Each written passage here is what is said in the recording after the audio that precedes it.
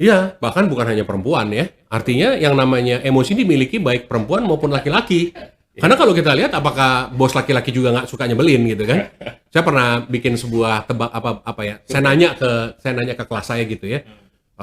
Siapa yang pingin punya atasan yang lebih baik gitu? 90% angkat tangan. Oh Jadi gitu. artinya kan sebenarnya kita semua nih kalau lihat atasan kita gitu ya. Atasan kita tuh ancaman sebenarnya.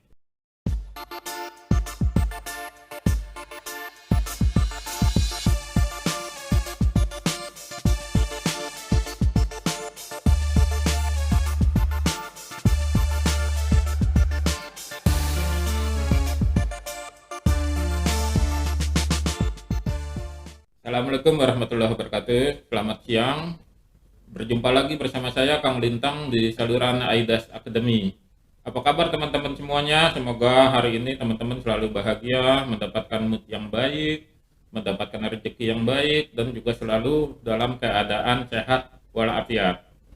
Hari ini kita dengan bangga bisa beraudiensi dengan salah satu mitra dari Aidas Academy. Saya memanggilnya dengan sebutan Pak Roy. Selamat datang Pak Roy. Terima kasih Kang Lintang. Nah, Pak Roy ini adalah seorang praktisi tentang neuro leadership. Apa sih itu neuro leadership? Saya juga awal-awalnya banyak bertanya nih. Nah, hari ini kita akan coba mengulas secara singkat. Nanti ulasan ini bisa kita kaji di dalam kelas-kelas yang berada di Aidas Academy. Nah, sebelum kita lanjut nih, kita akan perkenalkan juga nih seperti apa sih Pak Roy ini selama ini. Nah, ini saya akan bertanya ke Pak Roy. Mungkin Pak Roy bisa menyampaikan nih tentang latar belakang Pak Roy selama ini seperti apa, biar teman-teman kita di komunitas manager club, member Aidas Academy, dan lain-lain bisa lebih mengenal lebih dekat dengan Pak Roy. Silakan Pak Roy. Terima kasih Kang Lintang. Apa kabar semua sahabat-sahabat di Aidas Academy? Senang banget ya bisa beraudiensi, Ya. bisa bersilaturahmi. Perkenalkan saya Roy Triamboro. Saat ini saya lebih berperan sebagai co-founder dari Neuro Leadership Indonesia Institute. Jadi Neuro Leadership Indonesia Institute adalah sebuah institusi atau lembaga yang didirikan dari Neuro Leadership Indonesia Foundation. Gitu. Ya. Nah, kami sendiri membangun ini bersama dengan Profesor Dr. Taruna Ikrar. Ya. Beliau sebagai pakar dari bidang neuroscience, gitu ya. Kemudian di bidang jantung dan kemudian di regenerative medicine, beliau pakar di situ dan kami berdua bersama dengan Dewan Penasehat yang lain, kami menyatukan barisan untuk membuat sebuah institusi lembaga yang non-profit sebenarnya ini non-profit organization yang kami fokusnya lebih ke pemberdayaan leadership, pemberdayaan kepemimpinan berbasis kinerja otak yang sehat. Nah, gitu. ini menarik sekali nih, Cak Ya. Roy. Kinerja otak yang sehat. Jadi Ya. manusia itu kan lahirnya otaknya udah sehat loh ya. Nah, ini otak yang sehat ini mungkin bisa dideskripsikan lebih detail yang seperti apa otak yang benar-benar sehat itu. Silakan Pak Roy. Terima kasih Kang Lintang. Jadi kalau tadi Kang Lintang mengatakan kita lahir otaknya normal kan? Oh itu normal. Normal Ya? gitu ya. Normal, Artinya kalau normal kita berharap tidak ada penyakit lah ya, tidak ada kelainan gitu kan. Jadi yang kita bawa di sini sebenarnya tidak berhubungan langsung dengan medical neuroscience ya, yaitu yang banyak mungkin kita kenal ada neurolog gitu ya. Neurolog ya. Dokter-dokter ya. Saraf ya, dokter saraf. Dokter saraf gitu ya. Nah, tetapi kita ini sebenarnya dari turunan dari ilmu neuroscience murni. Nah, memang ilmu neuroscience murni itu ilmunya para dokter. Ada yang ngomong neurobiologi, ya, ada bicara neuroanatomi. Ya. Tapi sebelum kita lebih jauh, sebenarnya berangkatnya kan dari neuroscience. Jadi apa sih neuroscience gitu kan? Neuroscience adalah ilmu yang mempelajari sistem saraf, termasuk otak di dalamnya. Ya. Jadi sedikit aja kalau kita ngomong sistem saraf tuh kalau dibagi dua secara garis besar, itu ada sistem saraf pusat yang terdiri atas otak, batang leher sama tulang belakang tuh satu lurus tuh. Itu disebut dengan sistem saraf pusat. Saraf pusat ya. Dan ada sistem saraf tepian, Yang di peripherals. Jadi yang punggung lah ya. punggung semua ke tangan yang membuat kita bisa merasa, bisa ada sensasi udara, sensasi temperatur, ada gerakan, ada sentuhan. Ya itu banyak sekali gitu ya. Nah itu kan ilmu dasarnya. Tapi ternyata yang penting itu adalah bagaimana ilmu dasar ini banyak dilakukan riset-riset untuk aplikasinya. Ya, jadi turunannya betul. Ya. Jadi salah satu turunannya adalah ternyata dengan perkembangan ilmu neuroscience modern, Kang Lintang, ternyata hasil atau output dari otak ya sebagai salah satu bagian dari sistem saraf pusat itu adalah pikiran. Pikiran gitu. Nah, dalam perkembangan ilmu neuroscience modern yang diaplikasikan kepada behavior, ada beberapa kita sebut sebagai cognitive neuroscience behavior gitu ya, atau cognitive social neuroscience gitu. Kita dapati kesimpulan bahwa ternyata pikiran merubah otak dan otak merubah pikiran. Oh gitu. Ya, jadi turunan dari ini ternyata berkembang pesat gitu ya. Diawali di awal tahun 2000-an gitu ya. Dan salah satu tempat saya berguru adalah dengan Neuro Leadership Institute, gawangannya Dr. David Rock. Nah, dia itulah yang orang pertama memperkenalkan istilah neuro leadership. Nah, sekarang kan kita ngomong neuro leadership nih kan. Nah, berarti kan apa? Berarti kan aplikasi ilmu neuroscience terhadap skill, keterampilan kepemimpinan seseorang gitu kan. Nah, kalau kita lihat kepemimpinan, apa sih makna simpelnya? Kepemimpinan kan adalah sebuah keterampilan untuk mempengaruhi sebenarnya. Influencing dengan berbagai macam turunannya gitu ya. Nanti kita mau influencingnya pakai apa itu banyak ceritanya. Tetapi leadership itu adalah kemampuan seseorang untuk influencing, untuk membangun trust, untuk membangun connection. Sama yang nggak terpenting, yang juga nggak kalah penting adalah sebenarnya untuk mengendalikan diri sebenarnya. Jadi ilmu kepemimpinan kan ada yang namanya self leadership, team leadership, sampai ke organizational leadership. Nah, apa sih esensinya?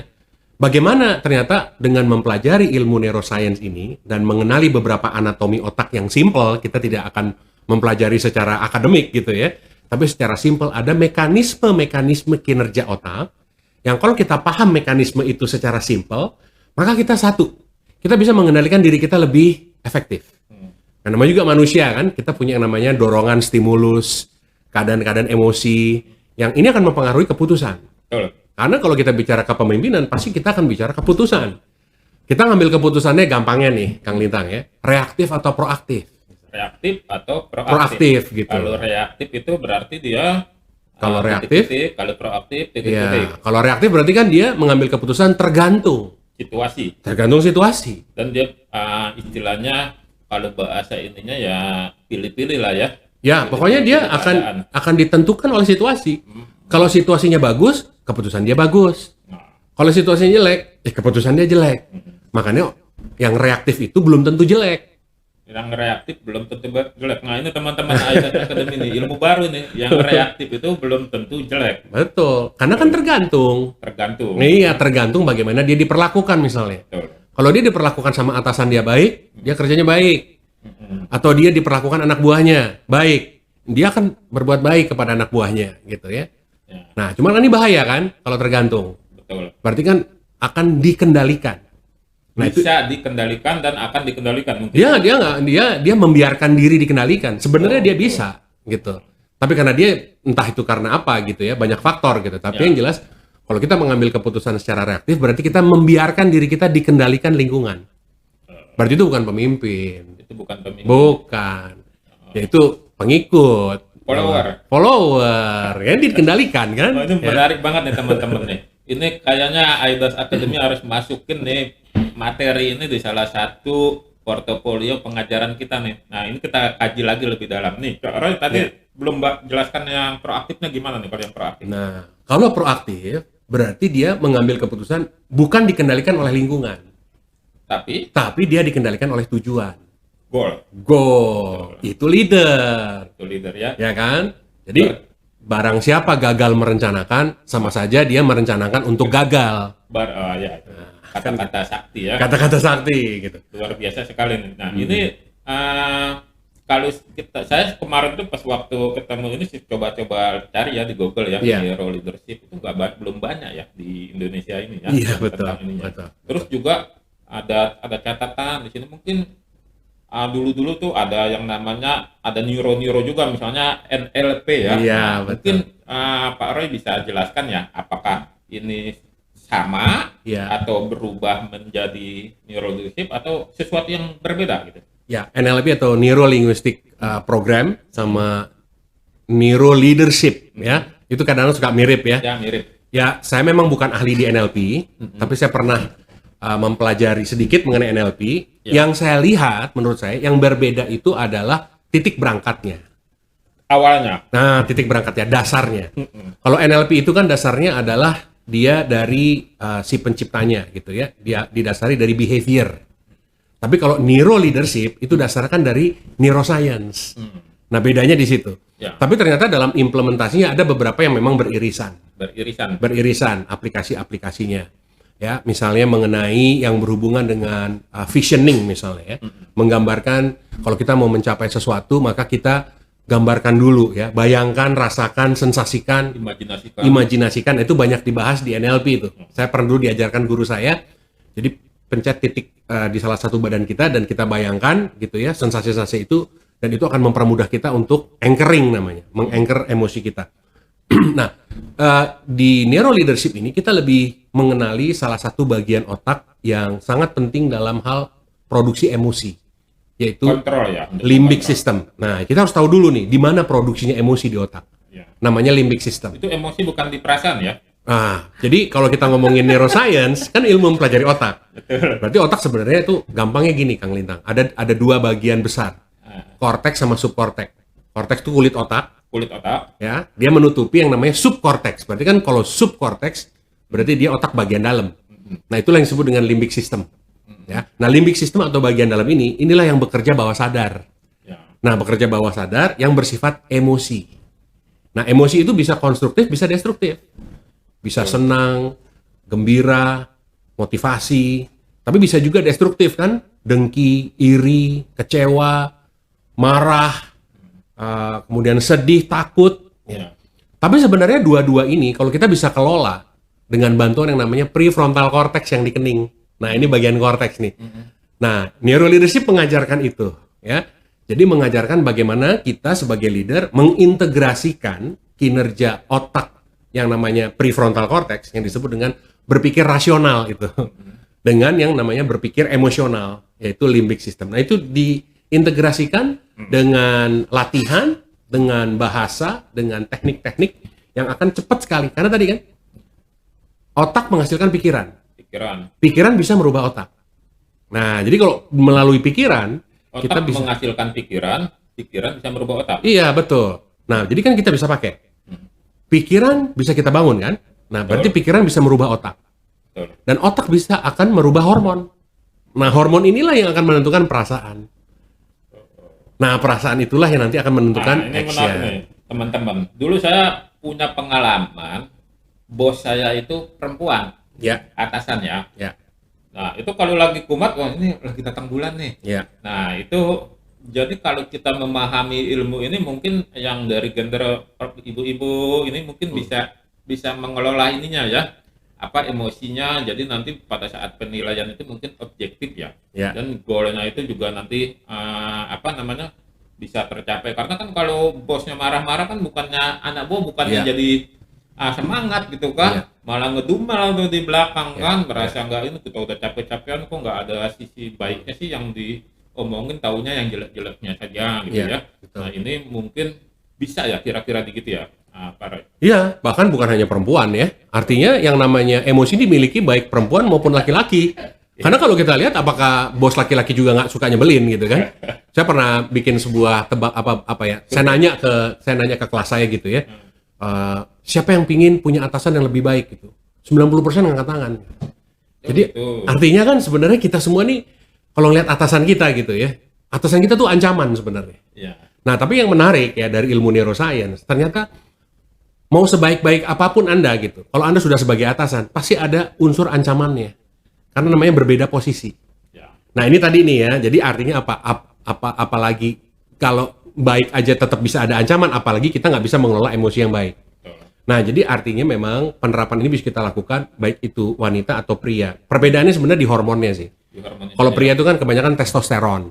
Kalau wanita tuh kan estrogen, ya. Estrogen. Nah, memang ini dua punya satu dari beberapa riset yang saya baca, punya karakteristik kepemimpinan atau manajemen yang berbeda, gitu ya.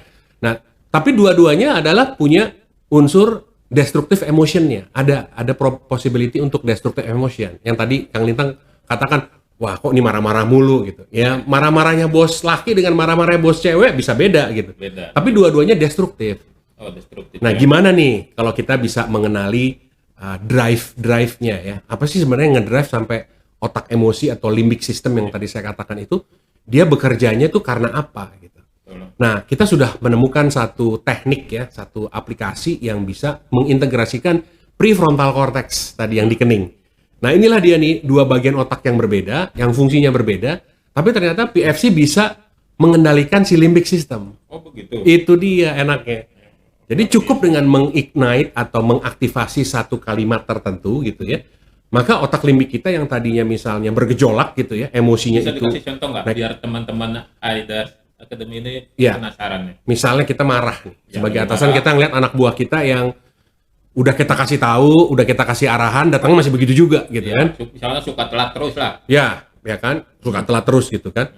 Nah kan nomor satu, kalau kita marah ke dia, ya, dan wajar marah gitu.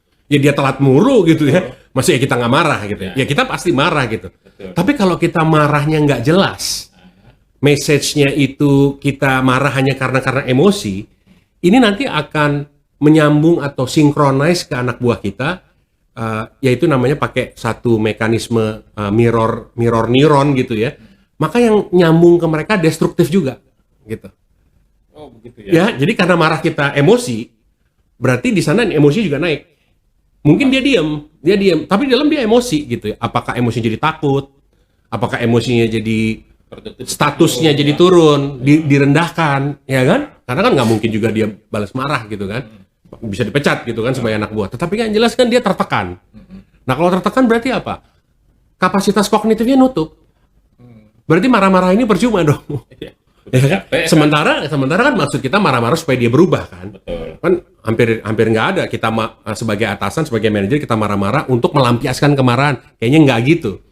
Tapi yang terjadi kita melampiaskan kemarahan karena kita sendiri marahnya karena emosi. Nah ini gimana kita reframing namanya. Jadi kita reappraise. Ya. Jadi kita reappraise. Appraisal kan artinya menilai. Ya. Kalau reappraisal kan menilai ulang. Betul. Berarti saya nilai ulang nih sebagai atasan.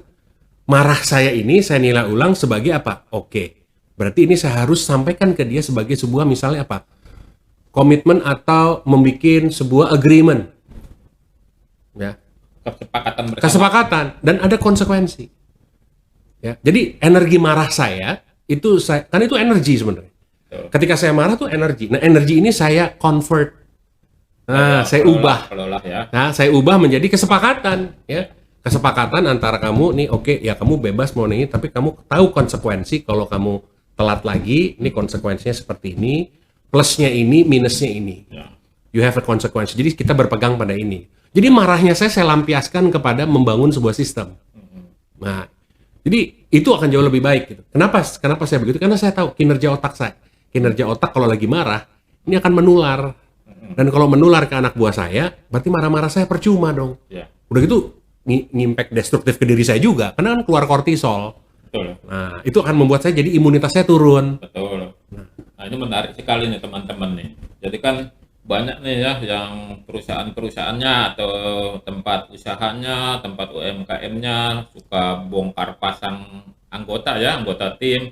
Ini mungkin di sisi manajemennya nggak menguasai nih cara memperlakukan tim ya. Ya, Nah, jadi mungkin kita sebagai business owner ini perlu lah ini apa namanya mengetahui dan membekali para manajer kita, asisten manajer dengan skill ini supaya nanti dia bisa membangun tim Betul. yang solid, tim yang produktivitasnya tinggi ya. Betul. Nah, ini ilmu yang memang perlu kita ikutin dan perlu kita ketahui bersama. Nah, ini saya pengen tanya lebih dalam lagi nih ke Pak Roy ini sebagai praktisi. Nah, ini artinya ilmu ini lebih pada bagaimana memanfaatkan otak untuk mengatur emosi. Bisa dikatakan seperti itu enggak? Betul sekali Kang Lintang. Ya. Betul sekali. Mengatur otak Ya. untuk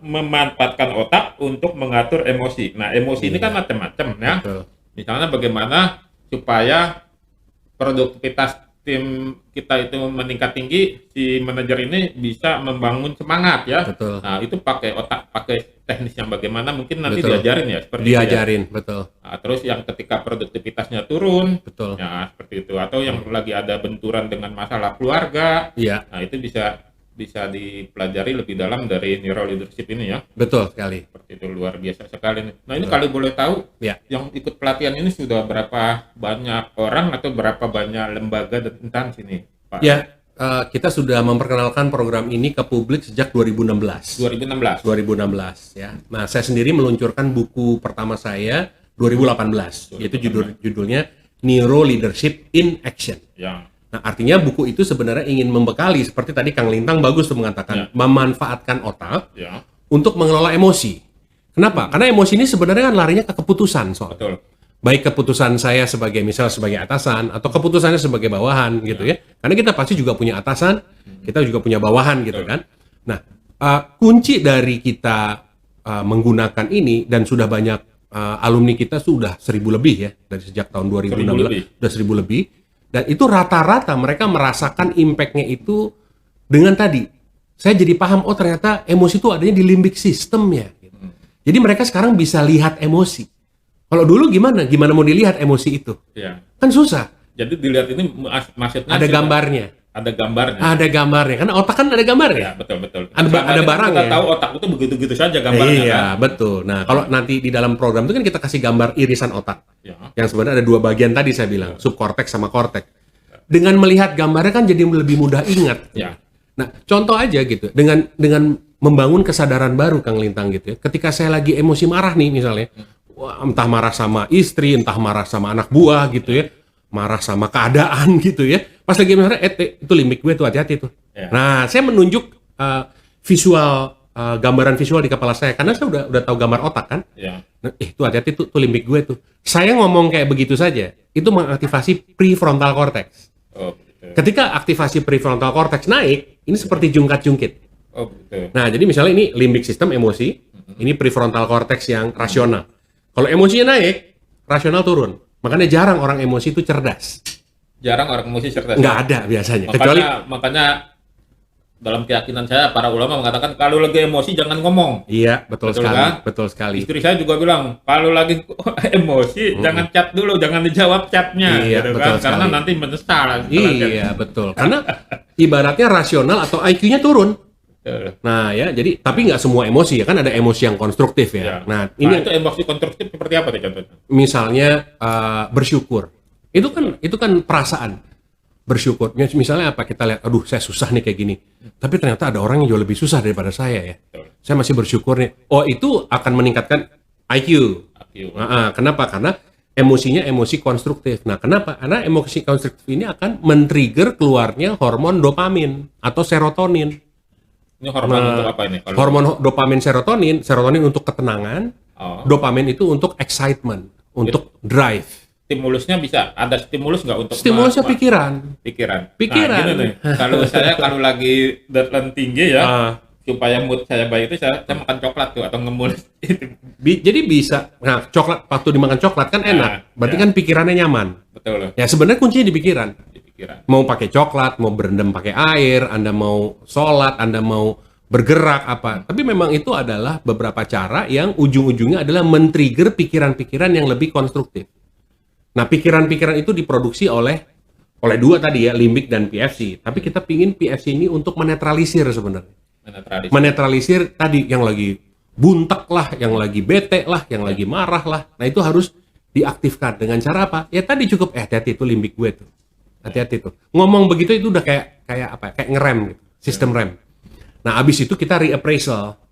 Nah, kita maknai ulang kondisi ini. Oke, kondisi ini sebenarnya apa nih hikmahnya ya? Apa yang bisa gue pelajarin? Apa yang bisa gue coba cara baru ya? Betul. Ini bukan masalah, ini tantangan lagi. Betul. Ngomong masalah sama tantangan aja udah beda. Betul. Kita harus mulai ganti sekarang kata-kata masalah dengan tantangan. Karena kata masalah itu men-trigger hormon stres namanya kortisol. Betul. Nah, kalau saya kan di marketing nih, Pak Roy. Hmm. Sebelum tahu istilah neuroleadership ini, ketika saya akan menjalankan Ya. iklan yang untuk produk itu, saya selalu kalau ketika ada harganya saya nilai itu mahal, saya selalu membuat kalimat pengantar ke harga itu dengan kalimat yang saya pikir itu bisa merubah arti mahal terkesan murah. Ya. Misalnya harganya 100 juta. Ya. Nah, saya tulis bla bla bla bla, cukup uang kecil 100 juta. Ya. Nah, jadi kata cukup uang kecil ini saya harapkan bisa mereduksi makna mahal itu. Nah, ini kira-kira itu Yes. sudah sesuai ya dengan itu ya? Sesuai banget, artinya Kang Lintang itu menurunkan sensasi ancaman.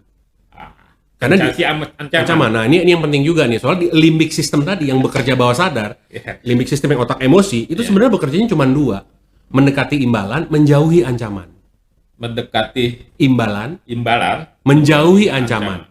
Jadi kalau dalam satu statement atau kata-kata marketingnya Kang Lintang masih ada sensasi ancaman, maka dia nggak akan mendekat, dia akan menjauh, dan itu bawah sadar. Luar biasa nih. Nah, ketika Kang Lintang ubah kata-katanya, ternyata sensasi ancamannya menurun. Ya. Itu merupakan imbalan. Nah, berarti otak ini akan lebih mendekat. Betul. Gitu. Intinya tuh di situ. Nah, ini yang kita ajarin sebenarnya. Nah, terkait ini, program ini berapa lama sih harus kita mengikuti program ini? Apakah cukup dengan satu kali saja kita sudah menguasai, atau memang ada program yang terstruktur Ya.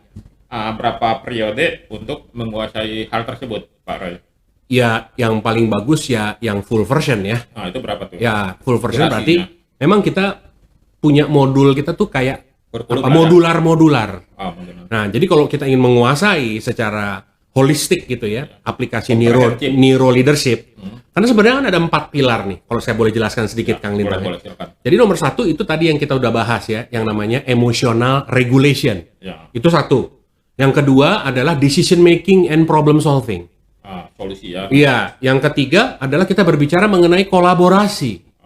Dan yang keempat adalah kita bicara mengenai perubahan, memfasilitasi perubahan. Nah, ini ada modularnya gitu. Nah, kita sarankan memang yang pertama ikut dulu modular yang basic. Ya. Nah, modular yang basic judulnya adalah Piloting Your Brain. Nah, ini menarik deh, coba sini. Nah, teman-teman, ini AIDAS Academy berencana akan mengadakan kelas bersama nih dengan Pak Roy ini untuk kita mengetahui lebih dalam. Nah, kalau teman-teman setuju, nanti tulis ya di alamat link yang ada di bawah ini. Nanti kita akan survei kalau untuk mengundang Pak Roy lebih dalam lagi membahas tentang neuro leadership. Jangan lupa nih di bawah sini ya. Teman-teman bisa klik linknya. Nanti kami akan memiliki data dari teman-teman. Tapi feeling saya Kang Lintang responnya cukup tinggi nih. Nah, kita lanjut lagi nih sebelum kita selesai dengan Pak Roy. Nah, Pak Roy, untuk ini tidak harus pemimpin ya. Yang levelnya anak buah juga bisa belajar ilmu ini ya.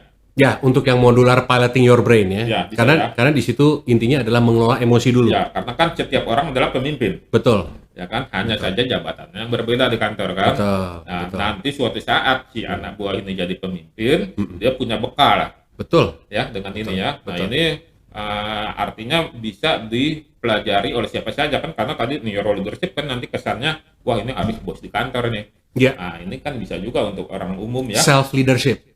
Oh, gitu. Nah, jadi memimpin diri sendiri. Memimpin diri sendiri ya. Betul. Karena kan kita punya apa? Tokoh kunci ya. Betul. Kalau saya bawahan, saya punya atasan. Gimana membuat atasan saya percaya sama saya? Betul. Saya punya pasangan. Jadi mempengaruhi atasan. Exactly. Ini namanya leading the boss gitu ya.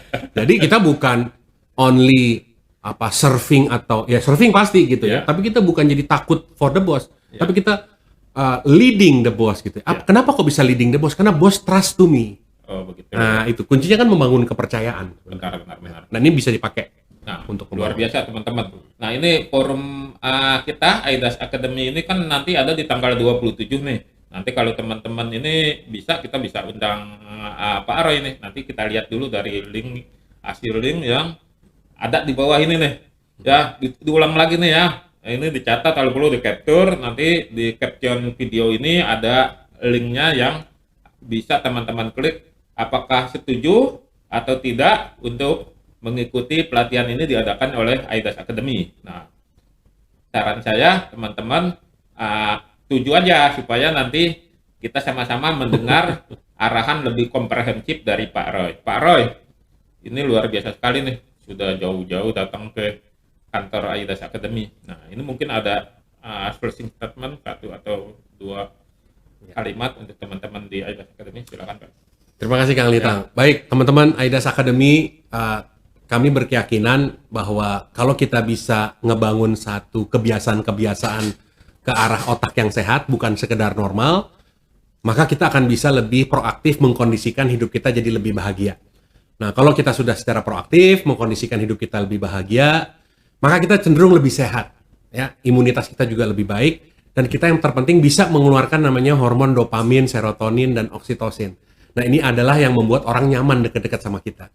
Nah, kalau orang akan nyaman dekat-dekat sama kita, berarti kan kepercayaan akan meningkat, dan kepercayaan larinya akan kepada yang namanya profit. Semakin kita dipercaya, semakin profit kita, dan semakin kita bisa berbagi kepada banyak orang. Terima kasih. Terima kasih Pak Roy atas kunjungannya ke studio kami, teman-teman. Sampai jumpa lagi di video Aidas Academy selanjutnya. Selamat siang, jangan lupa selalu prokes. Ingat, pandemi belum berakhir. Assalamualaikum warahmatullahi wabarakatuh.